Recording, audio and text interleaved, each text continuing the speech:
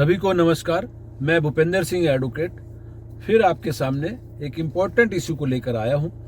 आजकल आपने देखा होगा कि हिमाचल प्रदेश या काफ़ी जगह पर बाढ़ आ रही है और बादल फट रहे हैं और काफ़ी तबाही हो रही है। तो ये जो प्राकृतिक आपदाएं आती हैं, क्या प्राकृतिक आपदाएं मनुष्य के नुकसान के लिए आती हैं या ये क्यों आ रही हैं, या क्या पहले नहीं आती थी, क्या मनुष्य की वजह से आ रही है? तो इन सब पे मैं आपको आज एक लेक्चर पे मैं ये देना चाह रहा हूँ ताकि लोगों में एक अवेयरनेस आए और लोग आगे को जो नुकसान है उसकी पूर्ति कर सकें। वकील साहब, दिल्ली में 1978 में बाढ़ आई थी। आज 2023 के अंदर दोबारा बाढ़ आई है, मगर बाढ़ जो आई काफ़ी ज़्यादा आई है। 78 में भी इतनी बाढ़ नहीं थी। कारण क्या है? पानी ज़्यादा आ गया, कई और कारण, या राजनीति चल रही है इसके अंदर? देखिए, राजनीति तो लोग कर ही रहे हैं, लेकिन मैं बताना चाहूँगा कि बाढ़ के कारण क्या, मुख्य कारण क्या है। देखिए, जितनी भी नदियाँ हैं उनके अपने प्राकृतिक रास्ते हैं, वो नेचुरल तरीके से बहती हैं, उनके अपने रास्ते बने हुए हैं, वो किसी इंसान ने नहीं बनाए। अब जब इंसान उनके रास्ते में आ जाता है, तो जब उनके रास्ते में आ जाता है इंसान, और जो पानी आता है तो वो इंसान को हटाने की कोशिश करती है अपने रास्ते से, तो उसको इंसान फिर बाढ़ कहने लगता है।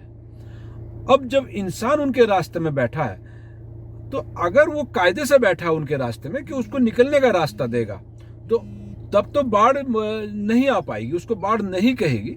लेकिन जब इंसान, जैसे अब दिल्ली में बाढ़ आई, उससे पहले नालों की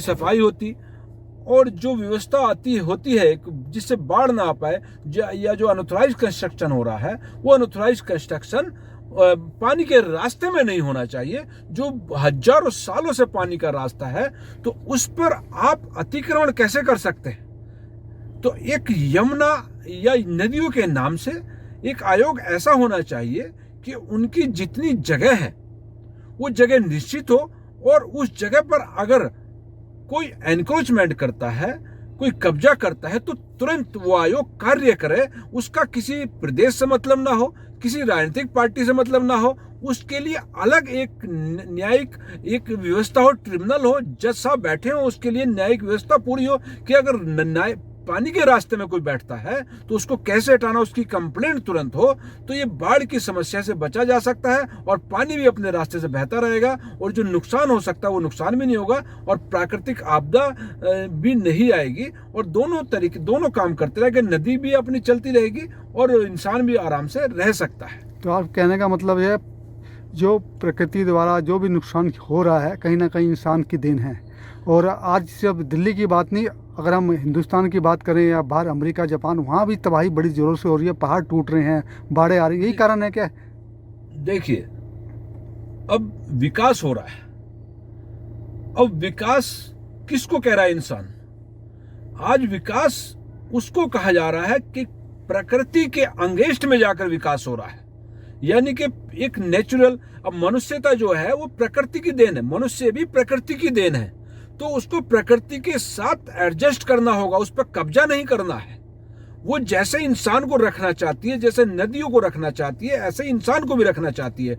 और जब इंसान किसी के रास्ते में आएगा तो वो उसका नुकसान होगा, उसको आप बाढ़ कह देते हैं। आप खुद जाकर, पूरे देश में नहीं पूरी दुनिया में, खुद ही दुनिया नदियों के रास्ते में, पानी के रास्ते में, पहाड़ों के रास्ते में, जहां पेड़ होने चाहिए पहाड़ों में, वहां पेड़ काटकर पहाड़ों के ऊपर मकान बनाए जा रहे हैं, कई मंजिल के होटल बनाए जा रहे हैं, और आप कह रहे हैं कि हम विकास कर रहे हैं, हम साइंटिस्ट हैं। मैं कहता हूं, कौन सा विज्ञान कहता है कि पहाड़ के ऊपर 5-5 मंजिल आपने होटल अलाउ कर दिए? बताइए, कौन से विज्ञान में इसको सही ठहराओगे? कौन सा साइंटिस्ट इसको सही ठहरा है? तो इसका अगर कोई साइंटिस्ट सही ठहरा रहा, कोई सरकार सही ठहरा रही, तो वो इंजीनियरों की गलत रिपोर्टिंग है।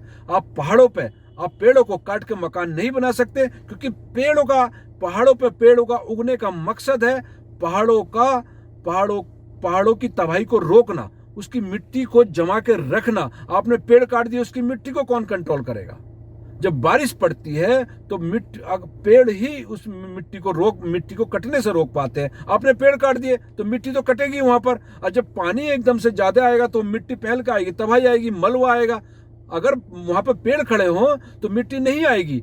तो आप खुद ही जाकर प्रकृति के रास्ते में जा रहे हैं। जो प्रकृति ने सबके लिए व्यवस्था बनाई हुई है उसको आप बाढ़ कह रहे हैं। गलती तो इंसान की है, प्रकृति की कोई गलती। प्रकृति तो चाहती है इंसान सुखी रहे, उसको शुद्ध हवा मिले, शुद्ध खाना मिले, लेकिन जहां सफाई के रास्ते वहां इंसान गंदगी कर रहा है, गंदे गंदे नाले फैला रहा है। आपने कोई भी व्यवस्था नहीं बनाई। नदियों में सारा पानी गंदा छोड़ दिया गया। नदियां पानी पीने के लिए होती हैं, नदियां नाले बनाने के लिए नहीं होती है। ये भगवान ने नेचुरल वाटर दिया है, आप नेचुरल वाटर खत्म कर दिया।